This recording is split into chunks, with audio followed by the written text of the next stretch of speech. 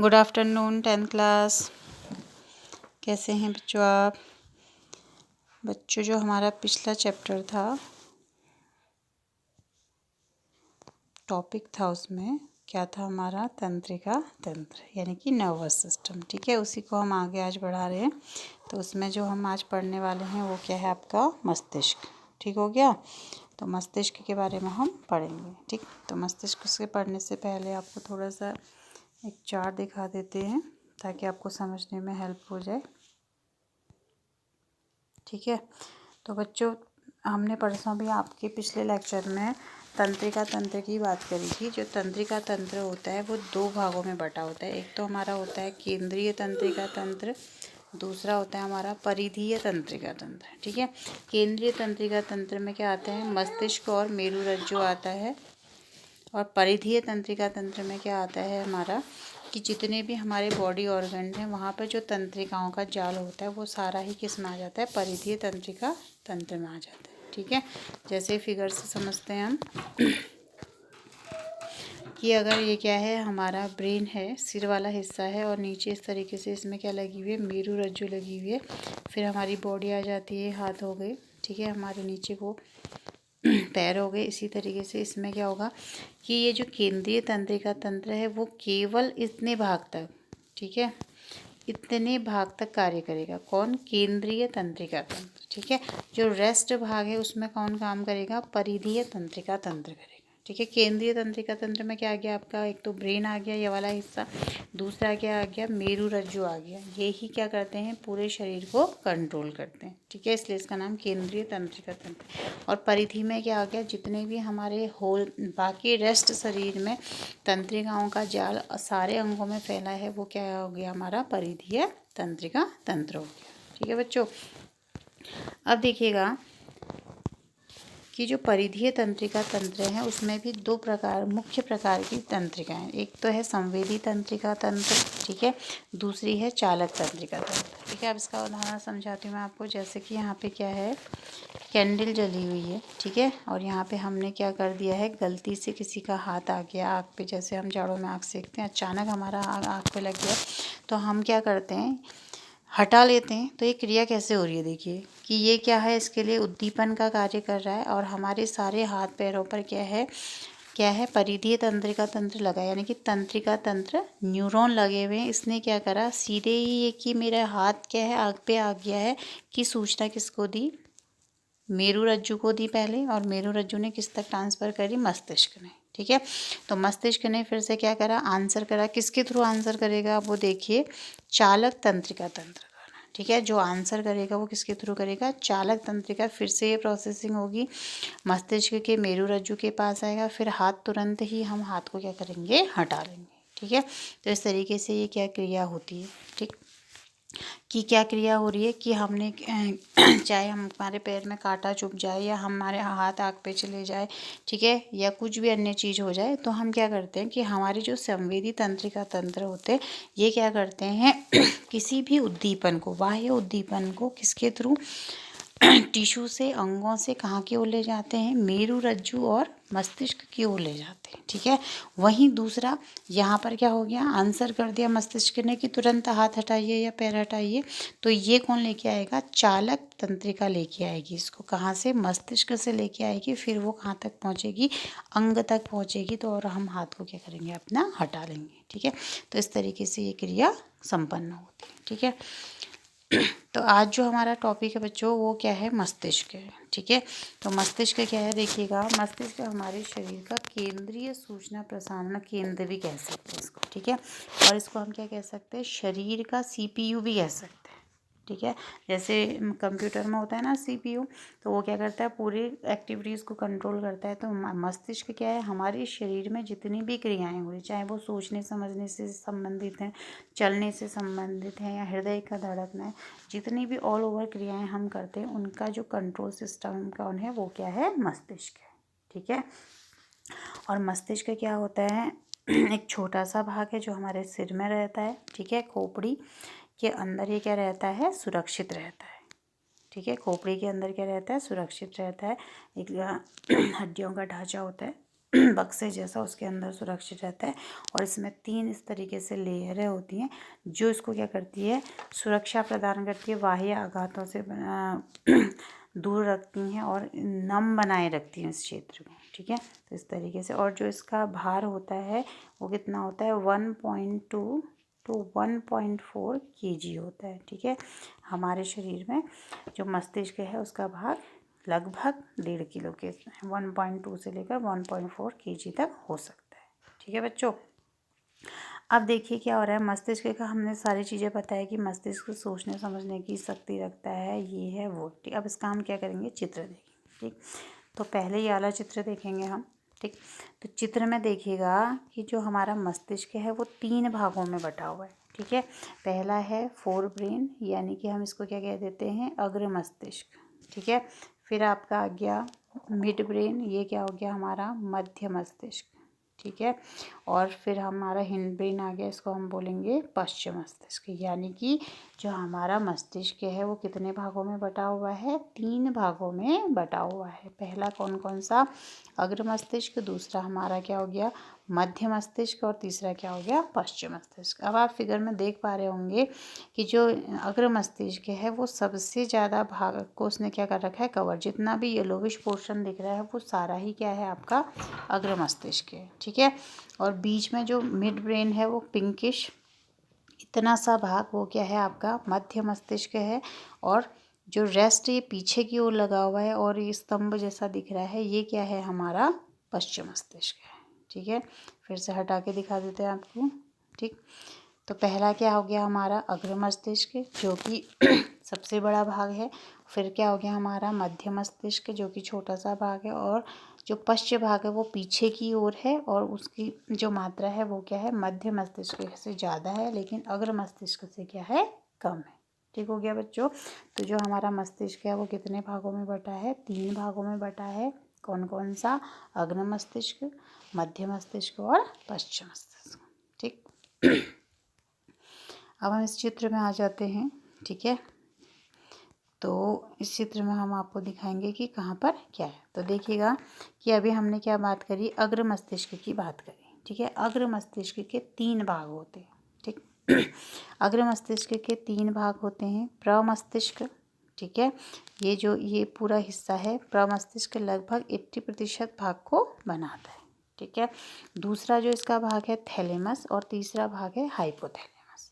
ठीक है, 3 भाग है मस्तिष्क के, क्या क्या, पहला है प्रमस्तिष्क, ठीक है, दूसरा है थैलेमस, तीसरा क्या है हाइपोथैलेमस। तो अग्र मस्तिष्क के 3 भाग हो गए। ठीक है, और जो मध्य मस्तिष्क होता है उसके कोई भी भाग नहीं होते। ठीक है, और वो यहाँ पर को पाया जाता है। देखिए यहाँ पे लिखा हुआ है, इस तरीके से एरो बना रखा है। ठीक, और जो पश्चिम मस्तिष्क होता है उसके भी 3 भाग होते हैं, अनुमस्तिष्क, पोन्स और मेडुला। ठीक, ये देखिएगा, अब यहाँ तक समझा देते हैं आपको। ठीक है, हम किसकी बात कर रहे हैं, मस्तिष्क की बात कर रहे हैं। अग्र मस्तिष्क के कितने भाग हैं, प्रमस्तिष्क, थैलेमस और हाइपोथैलेमस।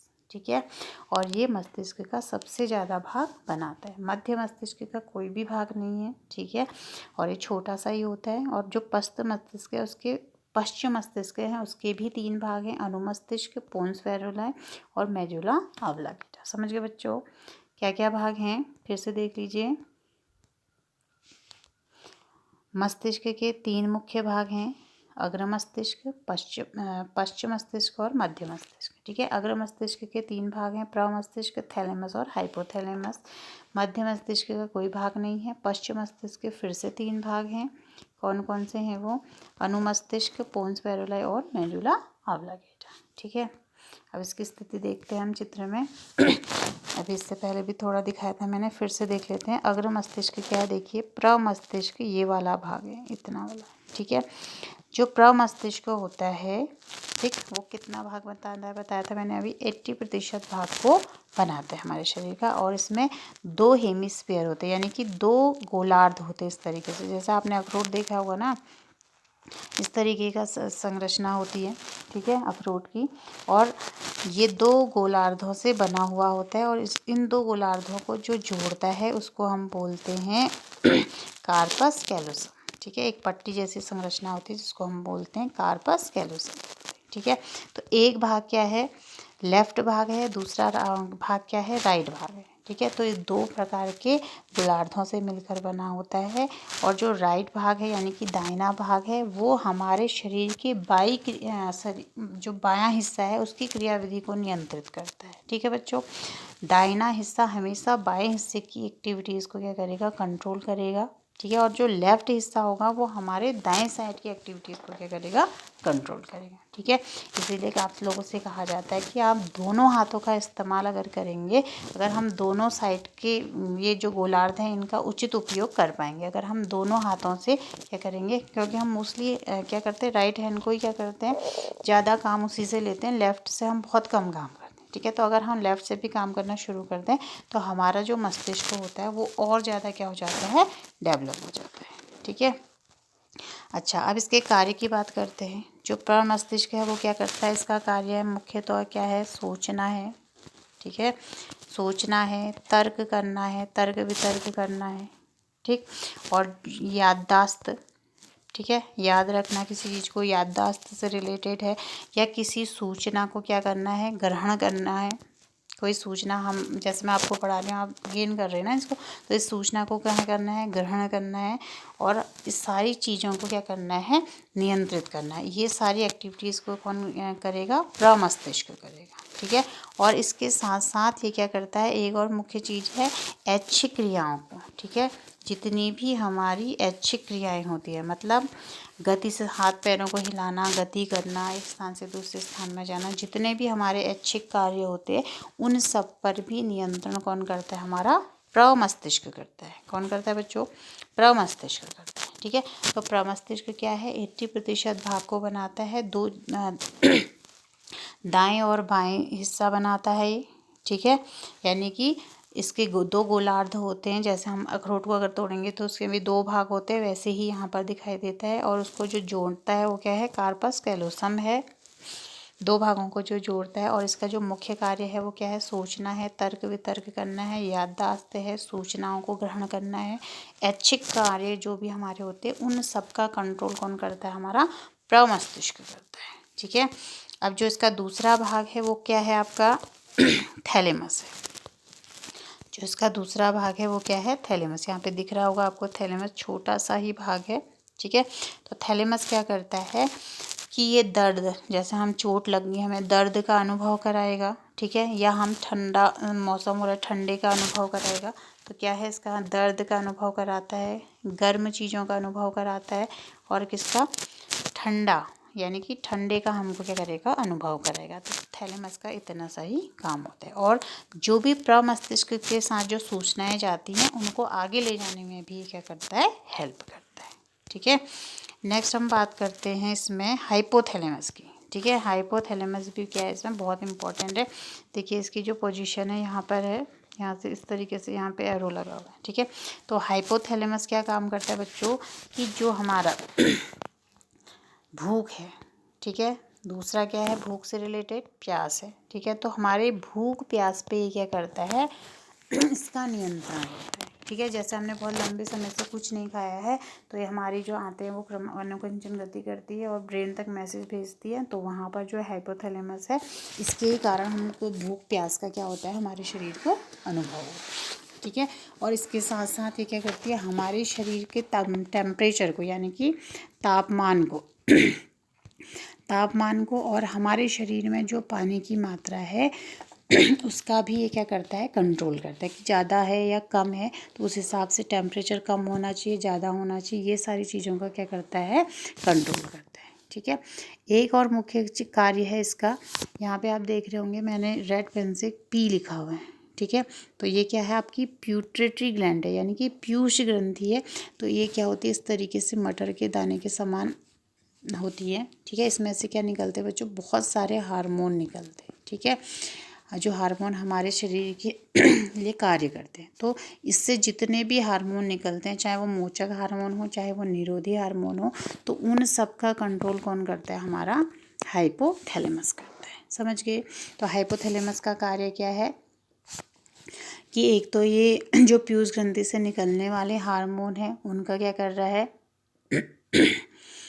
क्या कर रहा है, उनका कंट्रोल कर रहे हैं। ठीक है, दूसरा जो इसका मुख्य कार्य है वो क्या है बच्चों, कि हमारे पास जितनी भी भावनाएं हैं, चाहे वो कौन सी भावना है, गुस्से की भावना है, घृणा की भावना है, प्यार की भावना है, ठीक है, खुशी वाली भावना है, तो कहने का मतलब है ये हमारे सारे प्रकार की भावनाओं पर भी क्या करता है, कंट्रोल करता है। भूख प्यास तो है ही है, सारे प्रकार की भावनाओं पर भी ये क्या करता है, कंट्रोल करता है। दूसरा क्या, पीयूष ग्रंथि से निकलने वाले हार्मोन्स पर भी ये क्या करता है, नियंत्रण करता है। तो इसका बहुत ज़्यादा काम है किसका, हाइपोथैलेमस का। ठीक है बच्चों, अब हम आ जाते हैं आपके मध्य मस्तिष्क के पास। ठीक है, यहाँ पे लिखा हुआ है मध्य मस्तिष्क, और ये जो ब्लू रीजन है यहाँ पर से छोटा सा भाग है मध्य मस्तिष्क, ये क्या करता है, अग्र मस्तिष्क, ठीक है, अग्र और पश्चिम मस्तिष्क को एक तो जोड़ने का काम करता है। ठीक है, और हमारे सुनने, क्या क्या, हमारे सुनने और देखने की, सुनने और जो हमारा देखने का कार्य होता है उसमें क्या करता है, नियंत्रण करता है। क्या कहा मैंने, एक तो क्या करेगा, हमारे सुनने, ठीक है, जो भी हम सुनते हैं, सुनने और देखने, ठीक है, देखने पर नियंत्रण करेगा। दूसरा क्या करेगा, अग्र मस्तिष्क और पश्चिम मस्तिष्क को आपस में जोड़ने का कार्य करेगा। ठीक है बच्चों, तो ये क्या हो गया आपका मध्य मस्तिष्क। अब थर्ड पे हम आ जाते हैं, जो क्या है हमारा पश्चिम मस्तिष्क। ठीक है, यहाँ पे है पश्चिम मस्तिष्क, और इसके 3 भाग यहाँ पे दिखाए हैं, पोन्स, अनुमस्तिष्क और मेड्यूला। ठीक है, पोन्स वाला जो भाग है इसको दिखाते हैं आपको छोटा करके।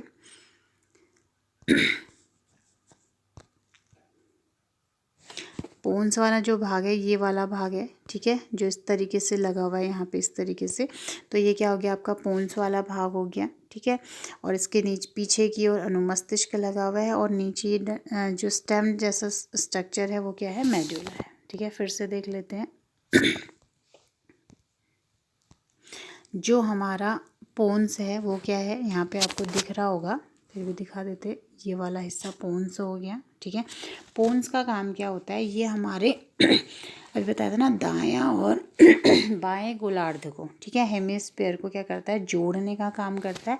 और जितने भी हमारे शरीर से क्या निकलते हैं, पाचक रस निकलते हैं। ठीक है, क्या निकलते हैं, पाचक रस निकलते हैं, उनका ये क्या करता है, नियंत्रण करता है। ठीक है, और हमारे आँखों के घूमने की गति को, या हमारे जो आंसू निकलते हैं उन सारी गतियों को ये क्या करता है, नियंत्रण करता है। ठीक है, तो पाचक रसों का ये क्या करता है, नियंत्रण करता है, जिससे हमारे भोजन का पाचन होता है। ठीक, नेक्स्ट हम बात करते हैं इसमें अनुमस्तिष्क की। ठीक है, ये बहुत इंपॉर्टेंट है अनुमस्तिष्क। ठीक, अनुमस्तिष्क क्या है, ये हमारे शरीर के संतुलन का बनाए रखने का कार्य करते हैं, संतुलन को। ठीक है, जैसे हम चलते हैं ना रास्ते पे, ऊपर खापड़ रास्ता है तो हमारा बैलेंस खराब न हो जाए, तो उसके लिए अनुमस्तिष्क कार्य करता है। ठीक है, या हम नई नई साइकिल चलाना सीख रहे हैं तो उसके ऊपर हम कैसे अपना कंट्रोल रखें, वहाँ पर भी ये क्या करेगा, संतुलन बने। आपने देखा होगा ना, जब हम कोई चीज़ साइकिल चलाना है, स्कूटी चलाना सीख रहे हैं, तो हम बार बार क्या हो जाते हैं, उसमें से गिर जाते हैं। तो ये क्या करता है, जब हम अच्छे से उसे सीख जाते हैं तो अनुमस्तिष्क उस पर बैलेंस बनाने के लिए हमारा क्या करता है, संतुलन बनाने के लिए क्या करता है, हेल्प करता है।